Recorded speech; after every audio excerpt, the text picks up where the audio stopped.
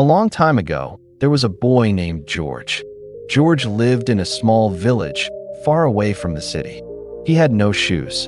He had no new clothes. His shirt was torn and his trousers had holes. But George had something strong inside. He had a dream. Every day, George walked 5 long kilometers to go to school. His feet hurt. The road was full of dust and stones. But he walked every single day.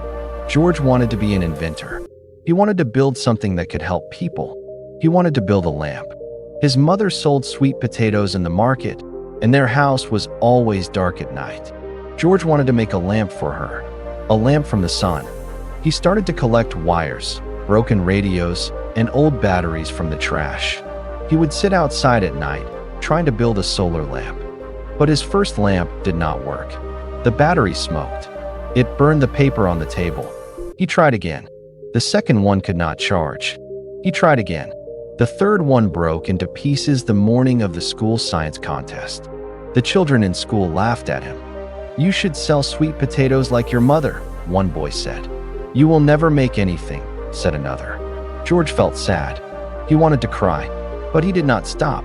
He did not run away. At night, George went to the butcher and asked for old newspapers. He read stories about great inventors. He wrote notes in an old book.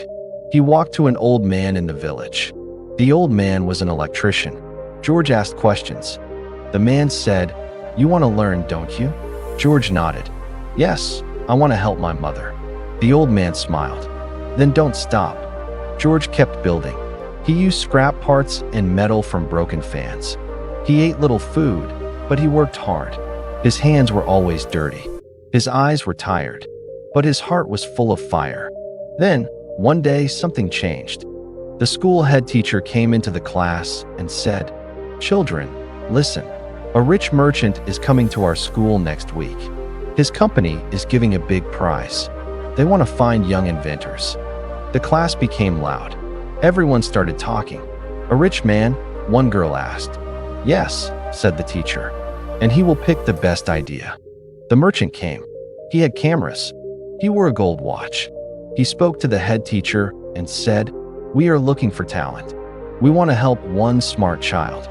George said nothing. He sat at the back.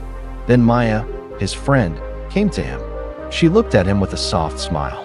"Try again, George," she said. "This is your time." George looked down at his hands. They were full of small cuts. His nails were dirty, but he knew he must try. That night, George worked again. He took all the broken wires, the old glass, the battery that never worked. He read the papers. He fixed the wires. He tested it. He waited. The small lamp stayed on for 1 hour, then 2, then 4. It worked. He went to school with his model in a box. The merchant stood with the camera and judges. One child showed a drawing.